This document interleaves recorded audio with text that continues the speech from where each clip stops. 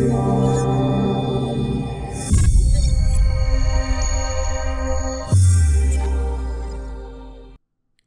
Dave is brought to you ad-free by my supporters on Patreon.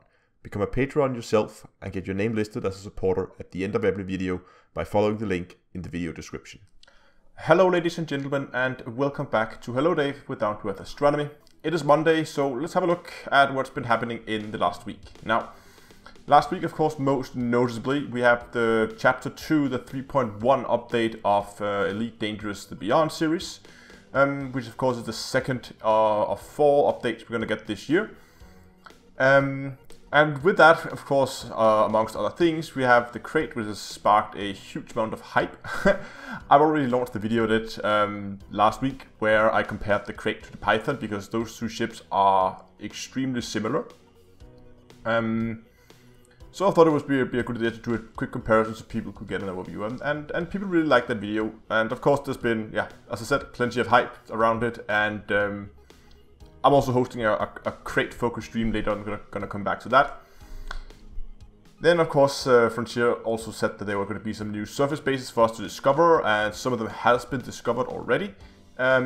Which is essentially, I mean, the surface bases like the not dockable ones, but the ones a bit like Daph's Hope, where there's some like narrated like points you can scan and they will tell you a story about what happened here. And the story is often the same. This is a remote outpost that does like research or mining or whatever they're doing. They uncover something they were not supposed to, and everything goes to shit from there. Pretty much the same story that just repeats itself for all the outposts, at least the ones that I've visited.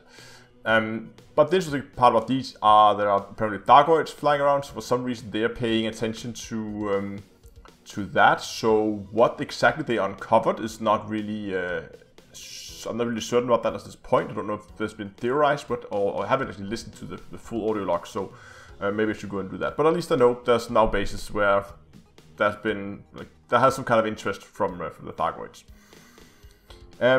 But with new patches, of course, that also means, unfortunately, a lot of new bugs. And right after launch, there was a bug that meant that it seemed like source and return missions, those missions that ask you to go out, buy this for me and come back, they were in the past very popular for winged because they're very profitable in their wing.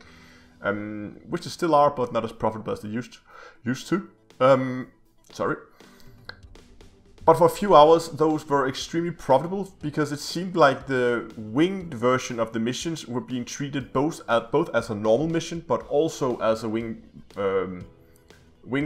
type mission. So the type of the mission was a wing, but it seemed like the reward was calculated based on a larger amount of materials than you were asked to actually gather.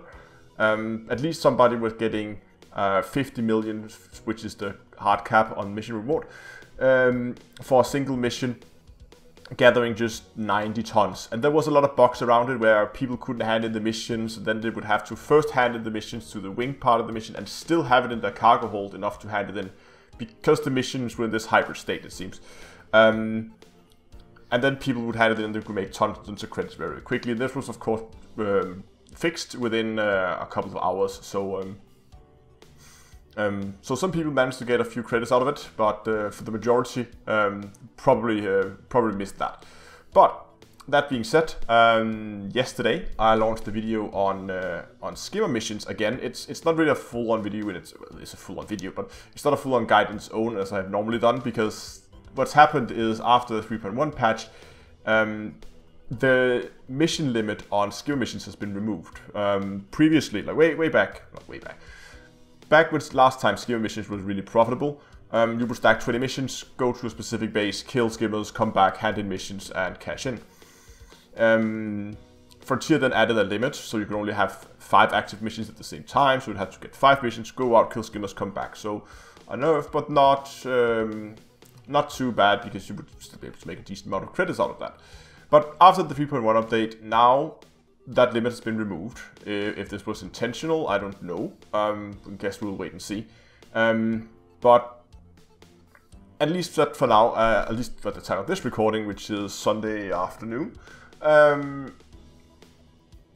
it is still very profitable. I've been running a few runs and I was easily able to make, I actually made both of the runs that I did. I only did 2 just to make sure that it was, I could repeat my first results. I got over 100 million for a single run, which was better than before. So for some reason, the mission seems to be easier to get the high-paying ones. Or maybe it's just because, I don't know, my cover rank may have increased. I don't know. Anyway, they are very profitable again, and I did launch a video, short one, just informing you of this, linking back to the original guide that was done back in 2.4 with the full details about that. But that's enough rambling about Skimmer missions. If you're interested, then go and find the video I launched yesterday on Sunday, so you can get the information from there as well. Yes, on Tuesday, so that would be tomorrow for you guys when you watch it, since this video goes out on Monday. Tomorrow I'm hosting another open stream. Done this in the past. In the past, it's always been small ship combat, where we would take out small ships. So we would always take out, say, eagles or sidewinders or something like that, take them out, and just wreak havoc in a resource extraction site. Now we're going to do something similar, but this time we're taking out Krait. It's quite a bit more firepower than we're used to, and there seems to be a lot more interest around it than we're used to, so we'll see how this goes. But at least we're going to have a lot of Kraits flying around in a resource extraction site and killing hopefully condos and stuff like that. If you're interested in joining, remember there is a link for Discord. This is where everything will be coordinated. And the whole thing starts on Tuesday at 7 o'clock in-game time. To adjust for time zones here. 7 o'clock in-game time is where the whole thing starts. Jump over on Discord and you can find more information about it over there. I also want to give you a little heads up about my 24-hour live stream, which is on the 14th of July. It starts on the 14th of July to celebrate the channel surpassing 20,000 subscribers. I also launched the video on last Saturday, so the day before yesterday. I believe, at least, yeah, it was Saturday, where I go over all the prizes that you can win during that live stream, because there's lots of giveaways and lots of cool prizes.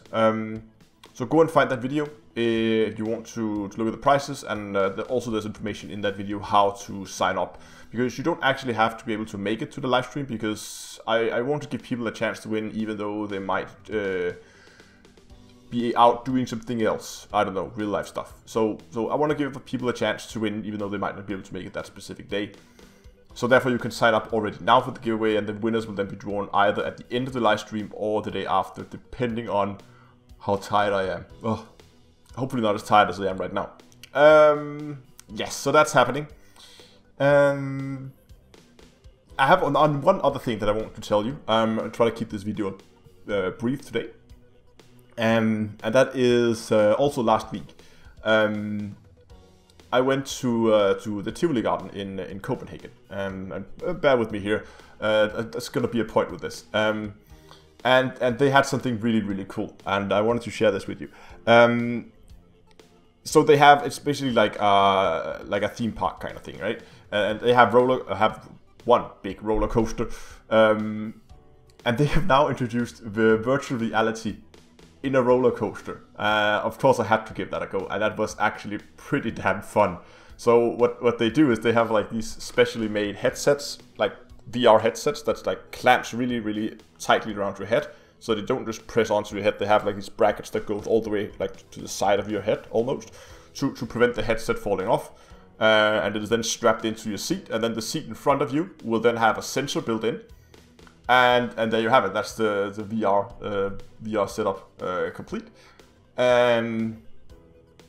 Yeah, and then basically what you do when this starts, then it plays some video with you flying around in a barrel after a dragon, and while you're being flown around in the roller coaster. It's a really cool idea. It's a really fun experience. The only thing was that I was constantly having I was really afraid that the headset would fall off, even though it was really tightly tied to my head. But anyway, it was a fun experience. And if you ever come by Denmark, I recommend you go and do that, because that's really fun to try. But anyway, gotta keep it short for today. I hope you liked today's video. If you did, give a like down below, subscribe to the channel, and until next time, I'll see you guys in space.